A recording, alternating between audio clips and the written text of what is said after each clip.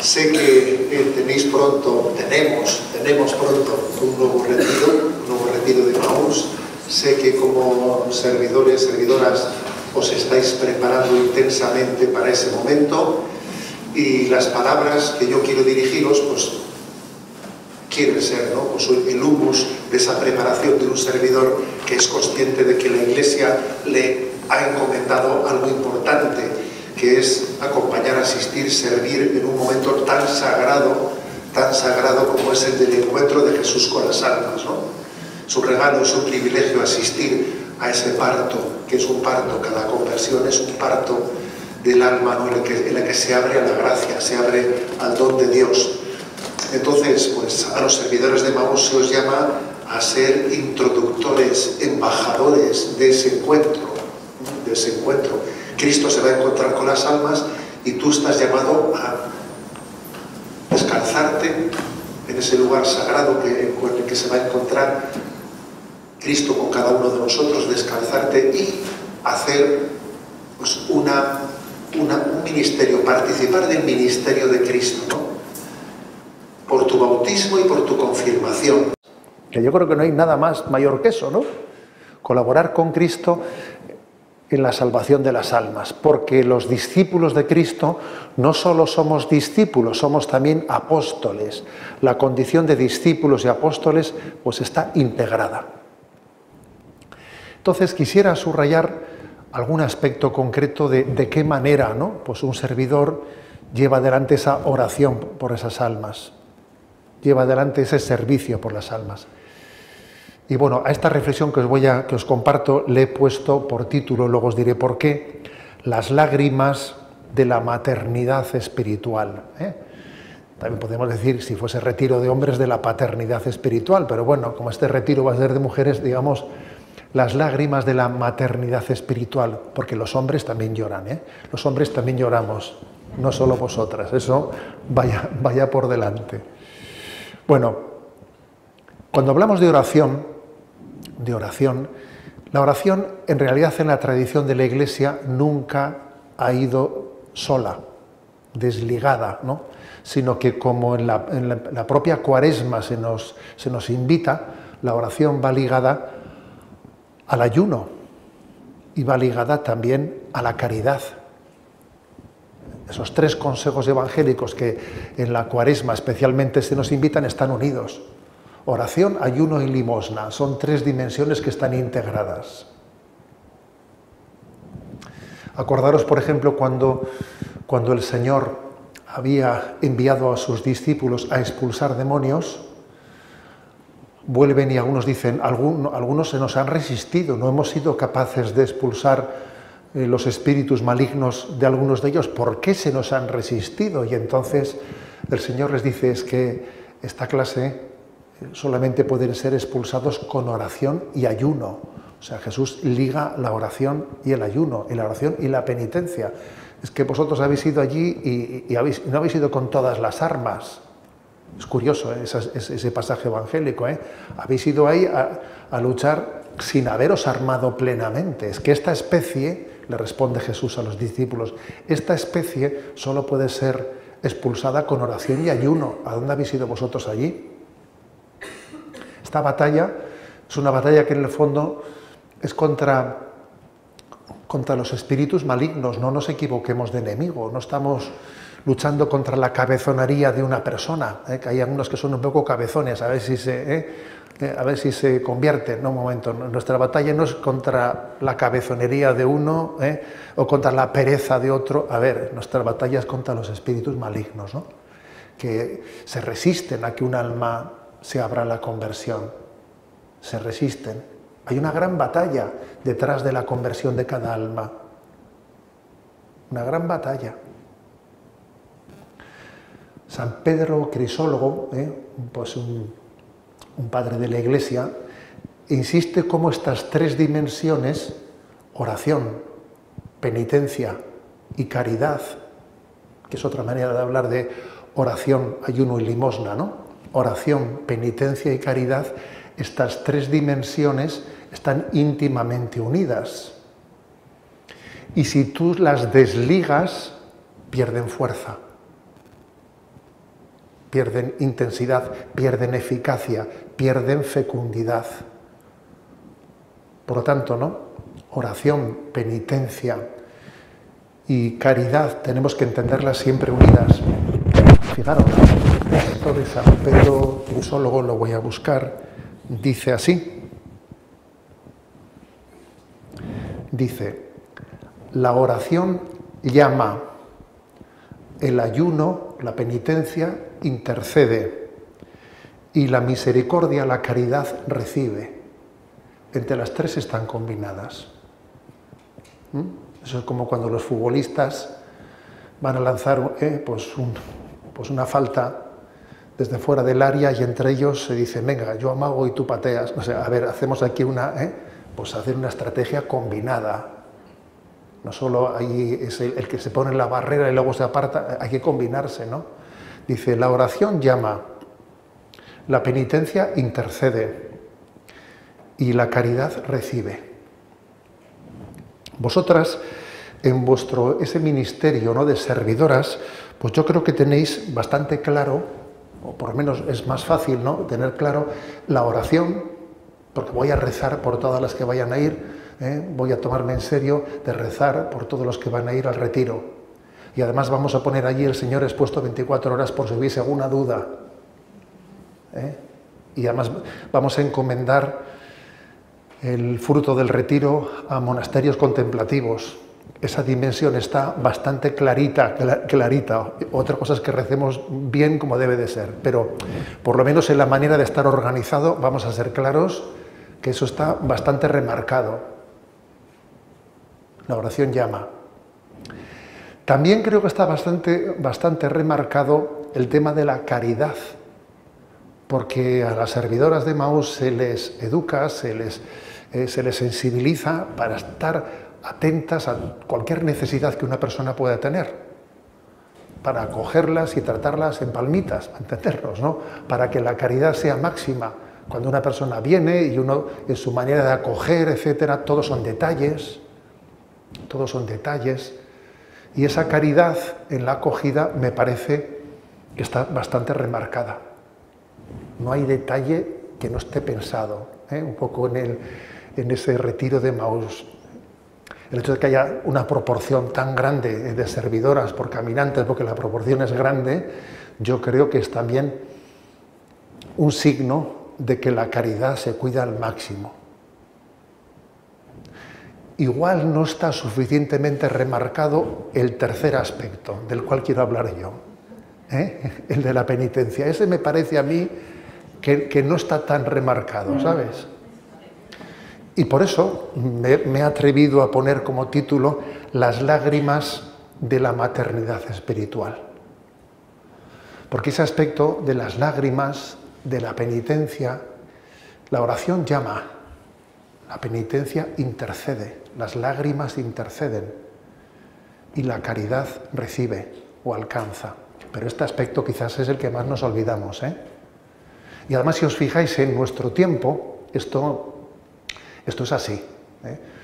Lo de hacer oración, pues incluso fuera de los parámetros eclesiales, pues no está mal visto. Bueno, está bien relajarse un poco y tal, ¿no? Se confunde oración con relajación, pero bueno, no está mal visto. Ahora, lo de penitencia y tal, eso sí que ya enciende todas las alarmas, ¿sabes? Claro, lo de sacrificio, penitencia, mortificación, bueno, ahí ya los plomos saltan. Claro, porque el maligno ahí le chirría, ¿sabes? Ahí sí que estamos poniendo el acento verdaderamente en donde estamos llevando el don, la eficacia de la oración al máximo. Porque la oración sin la penitencia no llega a ser eficaz, falta una intercesión, ¿no? Por eso he querido titular a mis reflexiones, que no van a ser largas, pero las he querido titular con este nombre, Las lágrimas de la maternidad espiritual. Y me he servido de un artículo que me llegaba estos días, por ahí, ¿no? Me ha llegado un artículo escrito en una revista teológica por un obispo, por don José Rico, que algunos le conoceréis, que es el obispo de Jerez, pues que es un hombre pues aquí cada obispo tiene sus dones, ¿eh? Cada obispo tiene sus dones, pero él es un gran teólogo, un cristólogo, ¿no? Muy conocedor de la patrología. Y bueno, pues aquí cada uno se arrima. Yo soy de los que, a ver, me arrimo aquí, me arrimo allá. Obviamente conoces los dones y las virtudes de cada uno, ¿no? Y don José, cuando vi que había escrito este artículo en una revista, Aurencia, una revista teológica, titulado Las lágrimas del obispo. Bueno, yo lo aplico a vosotras, porque aquí estamos llamados a participar todos de estas lágrimas, para que nuestra vida, nuestro ministerio, nuestro apostolado sea fecundo. Sea fecundo. Bien, voy a hacer un repaso de los textos evangélicos en los que se habla de las lágrimas de Jesús y de cómo Jesús también se posicionaba ante las lágrimas del mundo. Hay un texto que solemos citar muy poco, que es Hebreos 5:7, que dice, ¿no? Cristo, en los días de su vida mortal, a gritos y con lágrimas, presentó oraciones y súplicas al que podía salvarlo. Fíjate. Es decir, que la oración de Jesús fue a gritos y con lágrimas. Nosotros es que hemos pensado que la oración es una relajación, hemos confundido eso, ¿no? Jesús no parecía muy relajado en Getsemaní, ¿qué vamos a decir? O sea, estaba sufriendo, ¿no? Un apóstol de Cristo es alguien que participa de sus lágrimas, ¿no? Ese es un texto clave. Otro texto, el del Dominus Flevit. Los que habéis estado en Jerusalén, recordáis esa capilla inolvidable, teniendo delante, ¿no?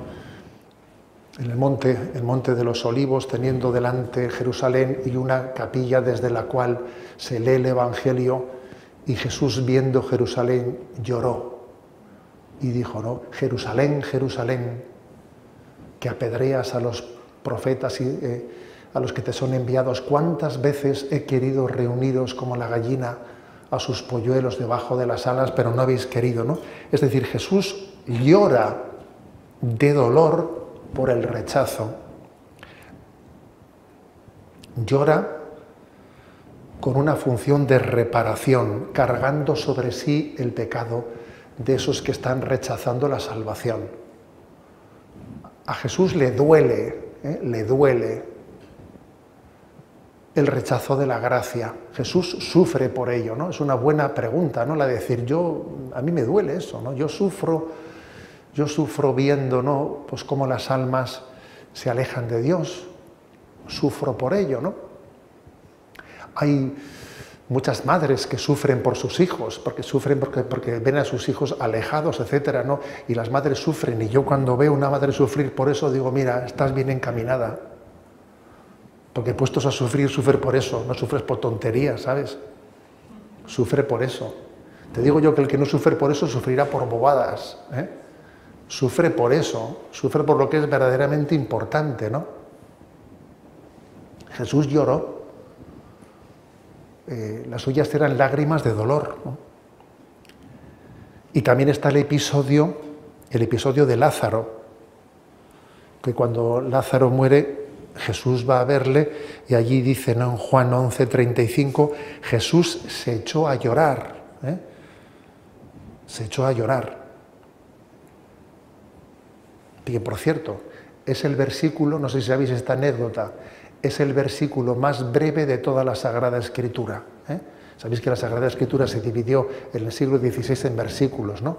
Pues el versículo más breve, que tiene menos palabras, que solo tiene 5, es Juan 11:35. Jesús se echó a llorar. Es un solo versículo. Quizás cuando dividieron en versículos ese texto les pareció tan impresionante esto que lo dejaron como un versículo aparte. Jesús se echó a llorar. Jesús llora con los que lloran, porque la gente de allí está llorando. Jesús llora por los que lloran. Y yo creo que también Jesús llora por los que no lloran y deberían de llorar, ¿sabes? Porque también esa es otra, que quizás es el mayor dolor de todos. Llorar por los que no lloran y están a por uvas. Y entonces las lágrimas de Jesús ante el sufrimiento por la muerte de Lázaro son unas lágrimas que en las que aprendemos de Jesús a llorar, a compartir el sufrimiento del mundo. Jesús puede decir, ¿no? ¿Quién llora sin que yo no llore con él? ¿Quién ríe sin que yo no ría con él? Estamos llamados a que nuestra oración sea una oración, pero que participe de los sentimientos del corazón de Cristo. A llorar y sufrir por lo que acontece en el mundo, ¿no? Ha ocurrido ahora lo del terremoto. No es normal que lloremos, es normal que lloremos.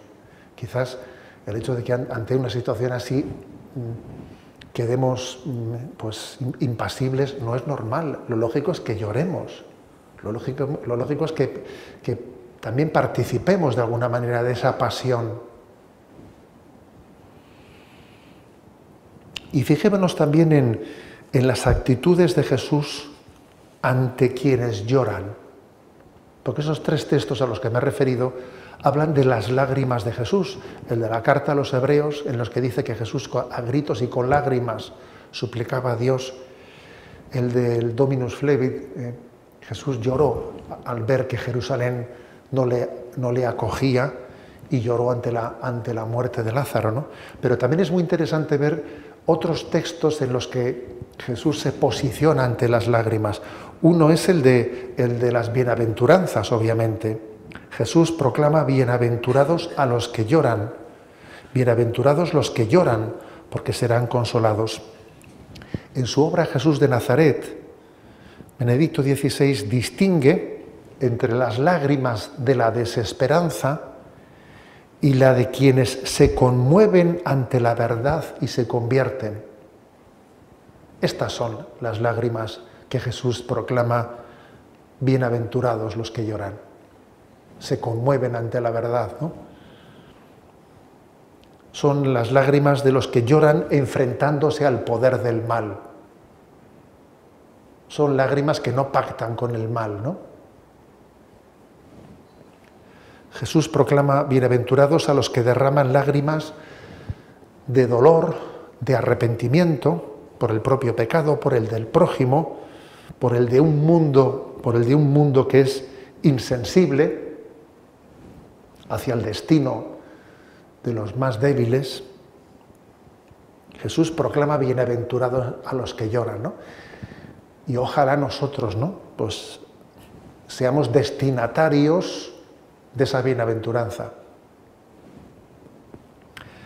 También hay otro pasaje, el de Lucas 7:13, ese encuentro de Jesús con la viuda de Naín que había perdido a su hijo único. Tú fíjate, viuda y pierde a su hijo único, y en ese momento, ¿no?, pues se está encontrando la misericordia con el corazón absolutamente desolado, ¿no?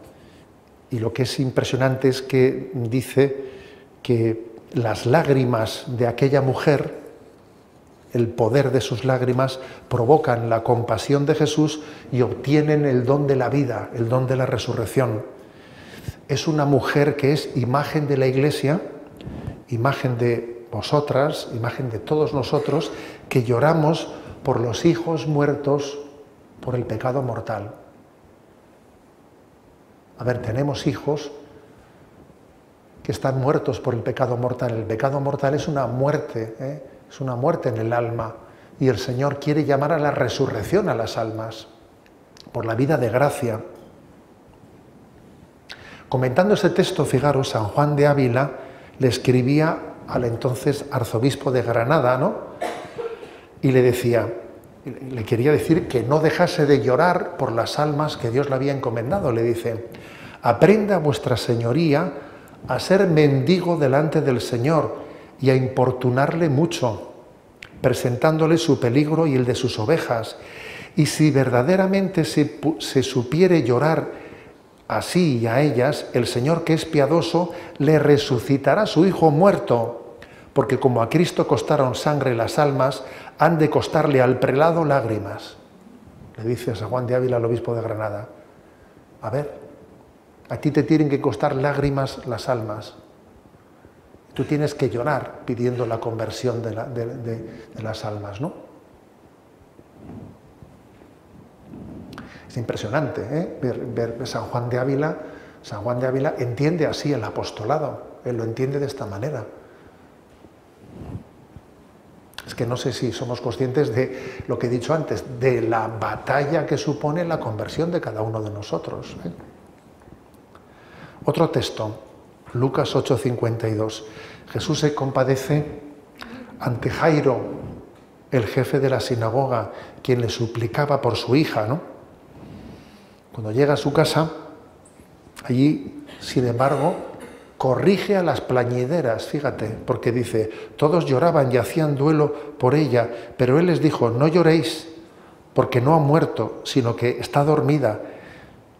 Ellos se reían de él, ¿no? Es decir, que lloraban y se reían. Llanto y risa expresa una incredulidad que merece el reproche de Jesús. A las plañideras que pasan de las lágrimas a la risa, en el fondo, Él les dice, no tenéis esperanza, vuestras lágrimas de antes eran lágrimas de falta de esperanza y vuestra risa de ahora es risa de falta de esperanza, ¿no? Jesús quiere que nuestras lágrimas sean lágrimas con esperanza. Otro texto, Lucas 7:37. Jesús recoge las lágrimas de arrepentimiento de aquella mujer pecadora. En esto una mujer que había en la ciudad, una pecadora, al enterarse de que estaba comiendo en casa del fariseo, vino trayendo un frasco de alabastro lleno de perfume y colocándose detrás junto a sus pies, llorando, se puso a regarle los pies con las lágrimas, se los enjugaba con los cabellos de su cabeza, los cubría de besos y se los ungía con el perfume. Los padres de la Iglesia han visto en este texto de aquella mujer pecadora, pues por una parte, el arrepentimiento y las obras de caridad, ¿no? La Iglesia unge a los pequeños, como aquella mujer estaba ungiendo los pies de Jesús, y los lava con las obras de caridad, igual que aquella mujer estaba lavando con sus lágrimas los pies de Jesús. Aquella mujer pecadora pasa a ser imagen de la Iglesia, que unge con sus sacramentos y con sus obras de caridad está lavando las almas. Otro texto, el de las negaciones de Pedro, Lucas 22:6. Pedro negó 3 veces y el Señor volviéndose le echó una mirada y saliendo fuera lloró amargamente. Pedro que llora amargamente, pero que sin embargo Jesús le mira, ¿no? Le mira a Pedro y le mira con una mirada de consolación, no de reproche, sino de consolación. A quien estaba llorando, San León Magno equipara la eficacia de estas lágrimas al bautismo. Hay un bautismo de lágrimas, ¿sabes? Hay un bautismo de lágrimas. Las lágrimas del arrepentimiento lavan las culpas y nos preparan para servir a Dios. Otro texto, Juan 20:15. Jesús consuela a María Magdalena. Mujer, ¿por qué lloras? ¿A quién buscas? ¿No? ¿Recordáis ese texto? Estaba María fuera junto al sepulcro llorando. Mientras lloraba, se asomó al sepulcro y vio 2 ángeles vestidos de blanco sentados, uno en la cabecera, otro en los pies, donde había estado el cuerpo de Jesús. Ellos le preguntan, mujer, ¿por qué lloras? Ella les contesta, porque se han llevado a mi Señor y no sé dónde lo han puesto. Dicho esto, se vuelve y ve a Jesús de pie, pero no sabía que era Jesús. Jesús le dice, mujer, ¿por qué lloras? ¿A quién buscas?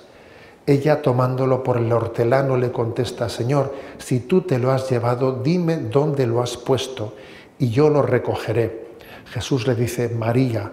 Ella se vuelve y le dice, Rabuni, que significa maestro. Dice San Gregorio Magno que la pregunta que le dice Jesús, ¿por qué lloras?, era una pregunta que lo que quería es que generar en ella que creciese su deseo de encontrar a Jesús. Para que ella expresase, ¿por qué lloras? Porque se han llevado a mi Señor y no sé dónde lo han puesto. ¿Por qué le hace Jesús esa pregunta? Para que de esa manera todavía ella crezca en deseo de recibir a Jesús. La verdad es que las lágrimas de María Magdalena son lágrimas bien orientadas. ¿Yo por qué lloro? Lloro porque no tengo a Jesús. La verdad es que sí que lo tenía, estaba con Él, pero sufría porque pensaba que no lo tenía, ¿no? Lo que es curioso es que cuando ella estaba llorando y había suscitado el deseo de ver a Jesús, es entonces cuando se le aclaran los ojos y es capaz de reconocerle a Jesús cuando le dice María. Y entonces ella parece que se le abren los ojos y dice Rabuni, ¿no? Los ojos bañados en lágrimas son los que le permiten ver el rostro de Jesús. Es curioso esto. Los ojos bañados en lágrimas. Voy a hacer memoria de una madre, de un sacerdote que era muy amiga de mi madre, las dos eran tremendas, bueno, vaya pareja eran mi madre y esta mujer, que se llamaba Teresa Sudupe, una vasca, vamos, tremenda. Algún día os contaré anécdotas suyas. Bueno, pues ella solía repetir mucho una expresión, decía, hay cosas que solamente se ven claras con ojos que han llorado, decía ella. Era una frase suya. Decía, hay cosas que solo se ven claras con ojos que han llorado. Entonces, lo curioso es que María Magdalena no reconoce el rostro de Jesús hasta tener sus ojos llenos de lágrimas. Cuando los tiene llenos de lágrimas, entonces nosotros pensamos que las lágrimas te impiden ver bien, pero ojo, si son lágrimas de dolor por deseo de ver a Cristo, te aclaran la mirada, te la aclaran. Luego creo que tenemos que caer en cuenta de ese misterio, que hay lágrimas, existen lágrimas de maternidad espiritual. Conclusión, no hay maternidad, no hay paternidad espiritual sin lágrimas. No puedes ser madre si no lloras, no puedes ser padre si no lloras. Eso decía San Juan Crisóstomo. Dice, tú si no lloras no puedes ser padre, porque entonces es que no te duelen las almas, es que no te lo tomas en serio, no te das cuenta de lo que está aquí en juego. Y hay otro texto impresionante de San Gregorio Nacianceno, quien en los últimos días de su vida escribió lo siguiente. Estaba ya despidiéndose, ¿no? Y dice, me recogeré todo en Dios. Ya no me afectarán las lenguas humanas más que ráfagas de viento. Estoy cansado de las voces del que me denigra o del que me enaltece más de lo debido. Busco la soledad, un lugar inaccesible al mal, donde con una mente unificada busque a mi Dios y aliviar mi vejez con la dulce esperanza del cielo. ¿Qué le dejaré a la Iglesia? Y dice, le dejaré mis lágrimas. Fíjate, ese es como el testamento de San Gregorio Nacianceno. ¿Qué le voy a dejar a la Iglesia? Le voy a dejar mis lágrimas. Es mi aportación, es mi testamento, te voy a dejar mis lágrimas. A un hijo se le pueden dejar unas lágrimas de testamento. Os voy a decir que una de las experiencias más fuertes que yo tuve como sacerdote jovencito fue un hombre que era médico oncólogo, y me acuerdo que me vino a visitar, me enseñó una placa, así de pulmón y tal, y me dice, ¿ve usted esta placa? Me dice, este hombre tiene aquí un tumor en este sitio tal, le queda aproximadamente un par de meses de vida.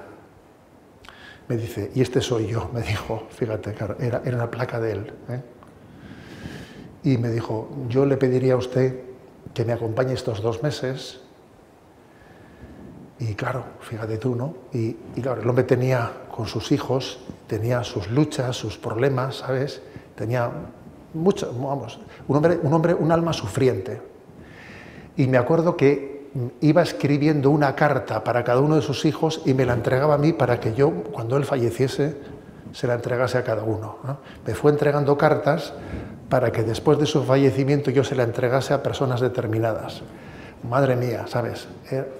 Tremendo, porque además no eran cartas que se metían en el problema de la vida, eran cartas que obviamente a sus hijos les manifestaba su dolor, pues porque llegasen a ser conscientes, ¿no?, de lo que él había querido transmitirles y quizás el mundo no se lo había percibido, etcétera, etcétera, porque ahí había cartas para mucha gente, ¿sabes? Y la verdad es que cuando yo leí este texto de San Juan Crisóstomo, mejor dicho, de San Gregorio Nacianceno, eso de que le dejaré mis lágrimas, me acordé de este hombre. Dije, este hombre le dejó sus lágrimas a uno y a otro y a otro. En definitiva, yo lo que os estoy compartiendo es que nuestra oración, para que sea fecunda, para que sea eficaz, tiene que ser una oración que esté ligada a la intercesión de nuestro sufrimiento delante de Dios, de nuestra penitencia, de nuestro ayuno, de nuestro sacrificio, ¿no? Sabemos que, como decía Santa Teresa de Jesús, estás el mundo ardiendo, queridas hermanas, dice Santa Teresa, y nosotros aquí estamos distraídas en tonterías, no estamos para eso, estás el mundo ardiendo, y no podemos nosotros ahora mismo tener nuestros corazones y nuestra atención en vanidades y en pequeñas cosas, ¿no?, en tonterías. Mi conclusión, ¿no?, mi conclusión es que nuestra oración tiene que ser una oración ligada a la penitencia y a la caridad, en esa tríada indisoluble de oración, penitencia y caridad. Y posiblemente, ¿no?, pues como os decía al principio, la primera dimensión de la oración y la tercera dimensión de la caridad, pues creo que gracias a Dios están suficientemente reflejadas en la metodología y tal como se suelen preparar los retiros. Pero es importante que unamos nuestras lágrimas y nuestra penitencia y nuestro ayuno, lo unamos también a esa oración intercesora. Os recuerdo, ¿no?, la expresión de San Pedro Crisólogo, y me quedo con ella. La oración llama, la penitencia intercede, las lágrimas interceden, y la caridad recibe. La caridad es el pequeño adelanto del don de la conversión, de ese don de la conversión que estamos pidiendo en un retiro de Maús, ¿no? Es el adelanto, son las arras de ello. Os deseo de todo corazón que vuestra oración esté unida a la de Jesucristo, que vuestras lágrimas sean las lágrimas de Cristo. ¿Por qué sufro en esta vida? Por lo que al corazón de Cristo le hace sufrir. ¿De qué me alegro en esta vida? De las alegrías del corazón de Cristo. Yo no quiero sufrir por cosas que a Jesús no le hacen sufrir. A veces sufrimos por vanidades, tonterías. Me han humillado, pues ya ves tú. Me han despreciado, pues y sufrimos un montón, Yo por eso no quiero sufrir, oye. Yo por eso no quiero sufrir. ¿Estamos sufriendo por eso? Pues no. Yo quiero sufrir por lo que al corazón de Cristo le hace sufrir. Y yo quiero alegrarme con las alegrías del corazón de Cristo, no por bobadas, no por vanidades, ¿no? Yo creo que esa es la conclusión a la que llegamos. Y de esa manera nuestra oración será mucho más eficaz. Será mucho más eficaz. Porque a veces hemos desligado los 3 aspectos. Los hemos desligado. Entonces, te pongo un ejemplo. Tú imagínate una persona que dice, no, es que me distraigo mucho en la oración, hago un poco mal en la oración, ¿no? Y es una persona pues bastante pues llena de caprichos y tal, ¿no? Le digo, haz una prueba. Despréndete de tus caprichos y da una limosna seria a los pobres y necesitados, pero algo que te cueste de verdad, ¿no? Haz la prueba. ¿A qué ese día rezas mejor? Claro, que ese día vas a rezar mejor. Pero si eso no tiene que ver nada, ¿cómo que no tiene que ver nada?